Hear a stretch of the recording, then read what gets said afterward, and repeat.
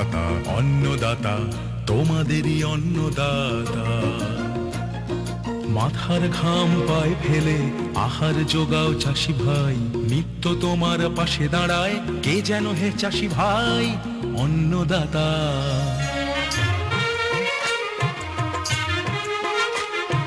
নবপ্রথায় চাষ করিয়া নতুন বীজের খোঁজ আনিয়া অধিক ফসল ঘরে তুলতে সূচনাকে দেয় অন্নদাতা। শস্য রক্ষা পশুপালনে বিজ্ঞানেরই অনুসরণে উন্নতির শিখরে তোমায় এগিয়ে কে দেয় অন্নদাতা। বঙ্গ কৃষক ভারত মাতার মুকুটমণি হবে, সেই লক্ষ্যে পৌঁছে দিতে সহায় কে বা হবে অন্নদাতা অন্নদাতা অন্নদাতা তোমাদেরই অন্নদাতা। রোজ সকালের মতো আজও উপস্থিত হয়েছি উন্নত কৃষি প্রযুক্তির বার্তা নিয়ে। সকলকে স্বাগত জানিয়ে শুরু করছি আজকের অন্নদাতা। শুরুতেই দেখুন আজকের হেডলাইন্স। পাট ও পুনকা শাক চাষের অভিজ্ঞতা।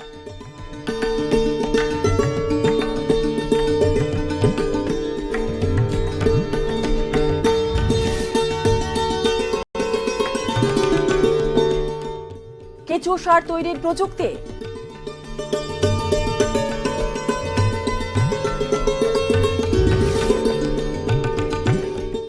প্রগতিশীল তরমুজ চাষের অভিজ্ঞতা।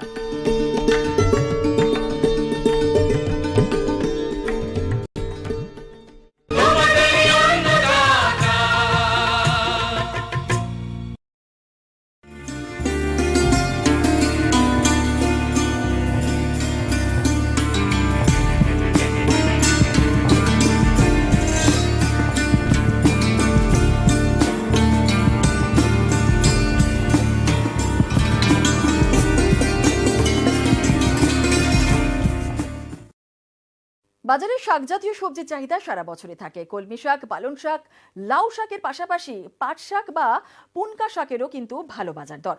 শাক জাতীয় ফসল চাষের সব থেকে বড় সুবিধা হলো অল্প সময়ে চাষ করা যায় এবং বাজারজাত করা যায়, ফলে প্রতিদিনই কৃষক বন্ধুর হাতে পয়সা রোজগারের সুবিধা থাকে। মালদা জেলার পুরাতন মালদা ব্লকের প্রগতিশীল কৃষক দেবকুমার বল্লভ তিনি 2 বিঘা জমিতে দফায় দফায় পাট ও লাল শাকের চাষ করছেন। আসুন শুনে নিই এই শাক চাষে কৃষক বন্ধুর অভিজ্ঞতার কথা।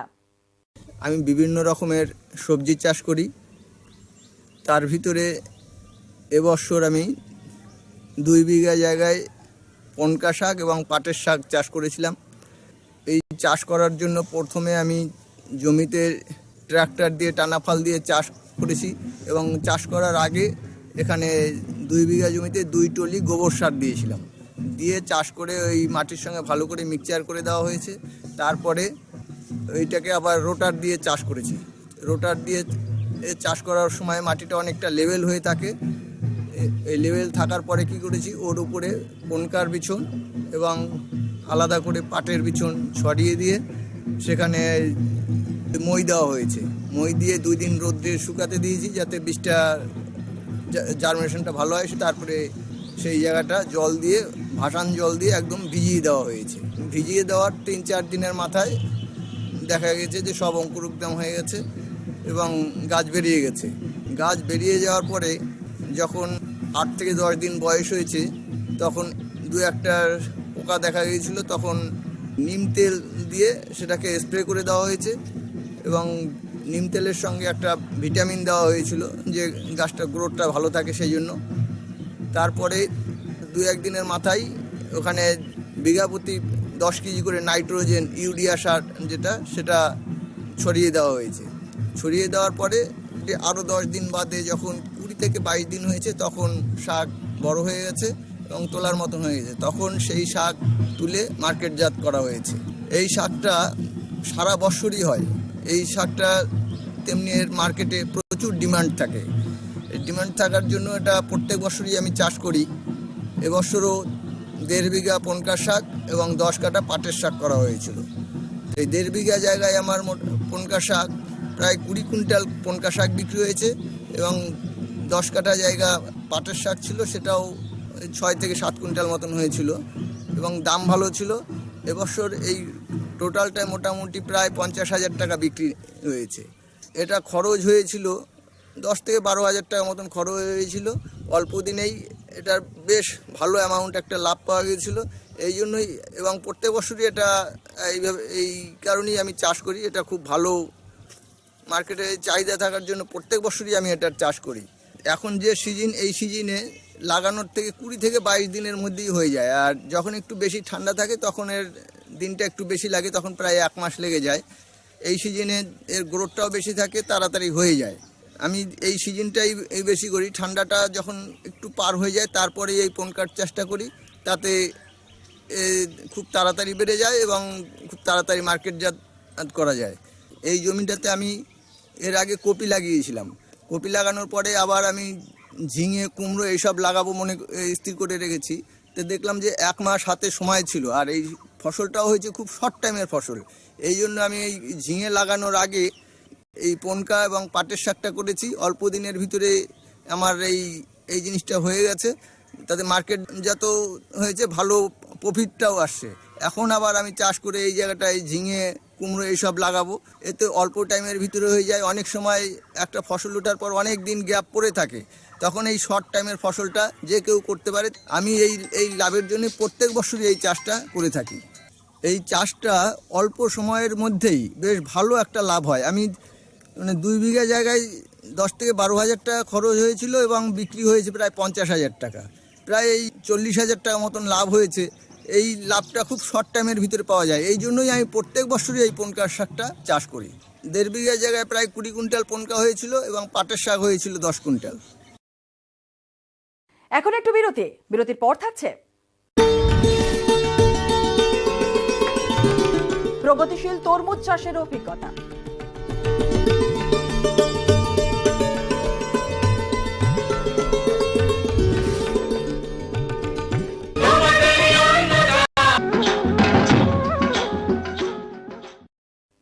বিরতির পর ফিরে এলাম এই অনুষ্ঠানে।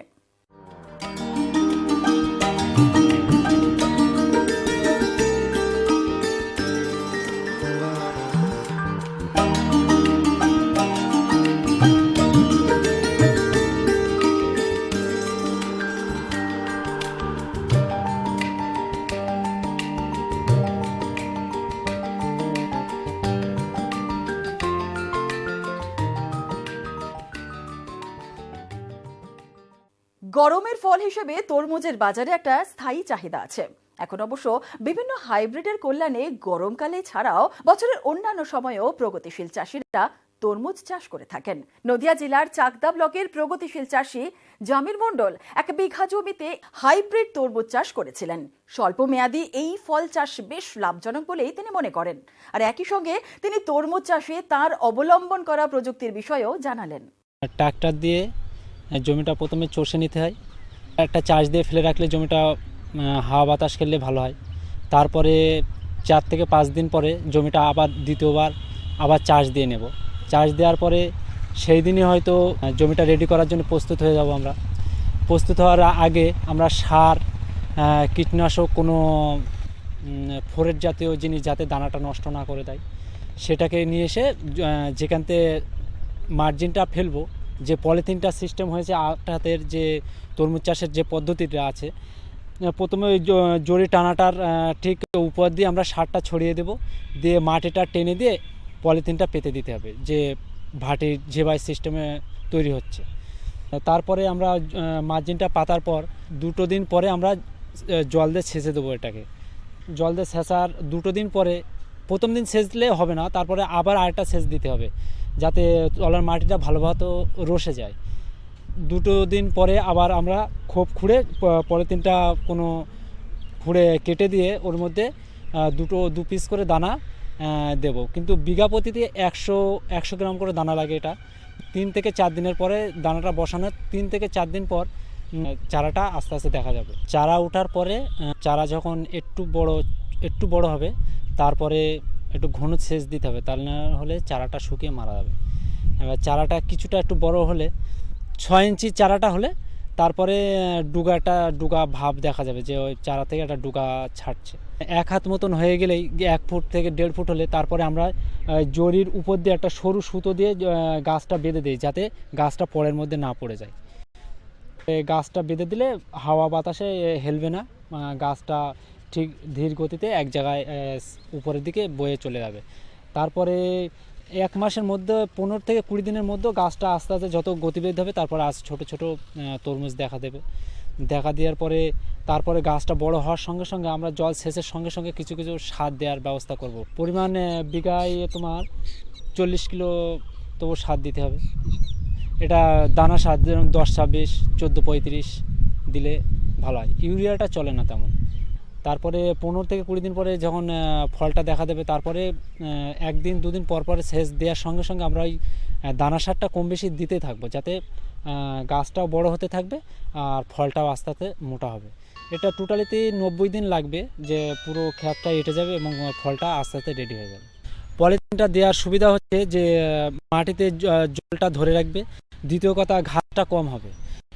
বর্ষা হলে ওর গোড়াটা ধরবে না, গাছটার গতিটা সম পরিমাণে থাকবে। কোনো গাছটা 6 ইঞ্চি হওয়ার পরে আমরা এতে কম বেশি একটু স্প্রে করবো, পচার একটু ওষুধ দেবো, আবার গুঁড়ো গুঁড়ো পোকা থাকলে একটু কীটনাশক ব্যবহার করব। সব থেকে তরমুজে ব্যবহার হয় মাকড়ের ওষুধটা বেশি ব্যবহার করি, যেটা 3 থেকে 4 কিলো হতে পারবে, ভেতরে লাল থাকবে। পলিমার্জিন করছি 10 বছর ধরেন, তার আগে আমরা মাটিতে করতাম। এতে ফলন ভালো। এখন বর্তমান বাজারে চলছে 20 থেকে 25 টাকা। তো ফলন খুব ভালো। বিঘা প্রতি 6 টন করে তরমুজ আপনার পাবেন। খরচা বিঘা প্রতি এই পলিথিন দিয়ে একটু খরচাটা খুব বেশি পড়ে যায়। বিঘা প্রতি 2500 টাকা একটা রিল লাগবে। মার্জিনটা একটা রিল আপনি যদি ভালোভাবে রাখতে পারেন তা 2 বছর যাবে।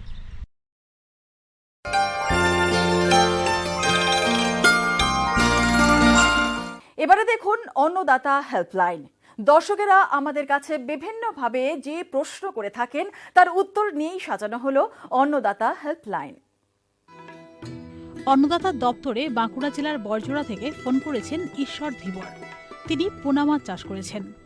এখন তার পুকুরের কিছু মাছের গায়ে লাল দাগ রোগ দেখা দিয়েছে। কিভাবে মাছকে এই রোগের হাত থেকে রক্ষা করবেন সে বিষয়ে তিনি জানতে চেয়েছেন। ঈশ্বরবাবু, আপনার এই প্রশ্নের উত্তরে আপনাকে অন্নদাতার কৃষি বিশেষজ্ঞের পরামর্শ জানাচ্ছি। মাছ যেসব রোগের দ্বারা আক্রান্ত হয় তার মধ্যে মাছের গায়ে লাল দাগ রোগ একটি। এই লাল দাগ রোগটি ইদানিংকালে বেশ কিছু জায়গায় দেখা যাচ্ছে। এই রোগের জন্য মূলত জলজ পরিবেশ যেমন দায়ী, সেই সঙ্গে মাছের সঠিক যত্ন ও পরিচর্যা না করাও একটা প্রধান কারণ।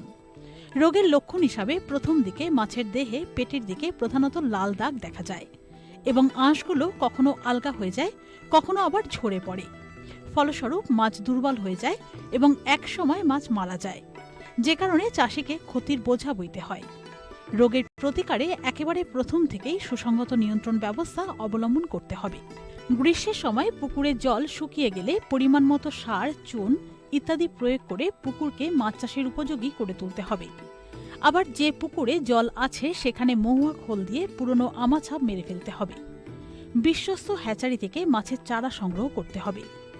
পুকুরে জলের পিএইচ পরীক্ষা করতে হবে। প্রতি বিঘা জলাশয়ে মোট 1500টি মাছ ছাড়তে হবে। তবে মাছ ছাড়ার পূর্বে পটাশিয়াম পারম্যাঙ্গানেটের দ্রবণে তা শোধন করা উচিত। প্রত্যহ একটা নির্দিষ্ট জায়গায় নির্দিষ্ট সময়ে মোট মাছের ওজনের 3% হারে পরিপূরক খাদ্য দিতে হবে। পুকুরে শ্যাওলা কিংবা অন্যান্য জলজ আগাছা থাকলে তা ঘন জাল টেনে তুলে ফেলতে হবে। এছাড়াও পুকুরের জল যাতে বাইরে যেতে না পারে এবং বাইরের জল যাতে ভেতরে প্রবেশ করতে না পারে তার ব্যবস্থা করা দরকার। পুকুরে জলের পরিমাণ ঠিক রাখতে হবে। তাছাড়া বাজারে চলতি ব্লেসান নামক যে ওষুধটি পাওয়া যায় সেটা প্রয়োগ করতে হবে। বিঘা প্রতি 30 কেজি চুন প্রয়োগ করতে হবে। না হলে চুনের বদলে প্রতি বিঘায় 10 কেজি ব্লিচিং পাউডার একেবারে প্রয়োগ না করে 2 থেকে 3 কেজি করে একাধিকবারে প্রয়োগ করা যেতে পারে। এছাড়াও বিঘা প্রতি 15 কেজি লবণ জলে গুলে ছড়াতে হবে এবং 100 গ্রাম পটাশিয়াম পারম্যাঙ্গানেট প্রতি বিঘায় প্রয়োগ করা যেতে পারে। এছাড়াও জলের অ্যামোনিয়া কমানোর জন্য বাইরে থেকে বিশুদ্ধ জল পুকুরে প্রবেশ করানো দরকার। এই সব ব্যবস্থা অবলম্বনের দ্বারা পুকুরের পরিবেশ ঠিক রেখে মাছকে লাল দাগ রোগের হাত থেকে যেমন রক্ষা করা সম্ভব তেমনই পাওয়া যাবে উচ্চ ফলন। এখন আবার বিরতির পর থাকছে কেঁচো সার তৈরির প্রযুক্তি।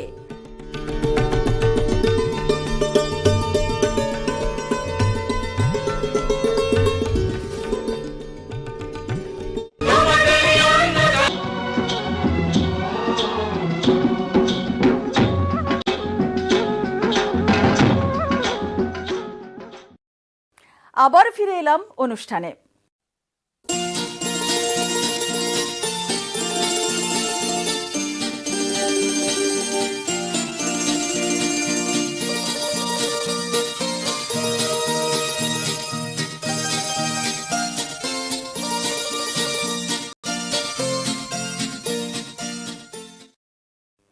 উন্নত মানের একটি জৈব সার হলো কেঁচো সার বা ভার্মি কম্পোস্ট।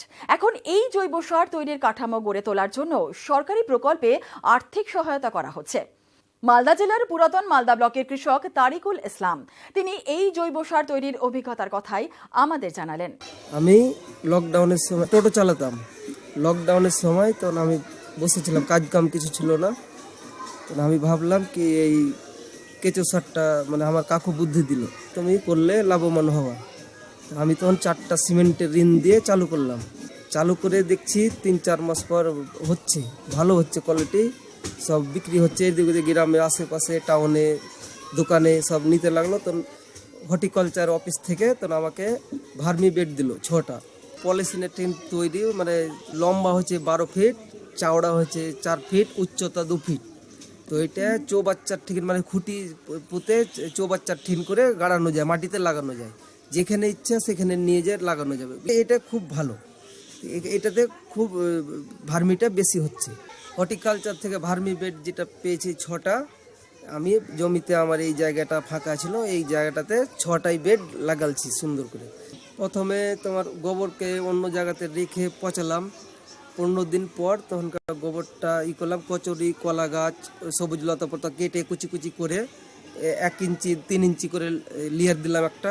তারপরে গোবর দিলাম 3-4 ইঞ্চি লেয়ার।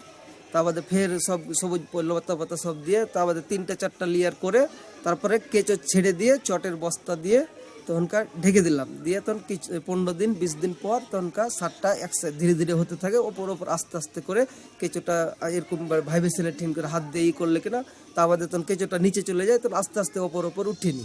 ফের কিছুদিন পর হয় তো ওই ভেঙে উঠতে হয়ে যায়। তো ফের নতুন করে এক সাইডে রেখে দিই, তা বাদে ফের এক সাইড থেকে গোবর লাগিয়ে দিই, কচুরি যে ভেঙে লাগাই ও ভেঙে লাগিয়ে দিই। এগুলো বাইরের কেঁচো, বাইরের কেঁচোতে ভার্মি কম্পোস্ট হয়।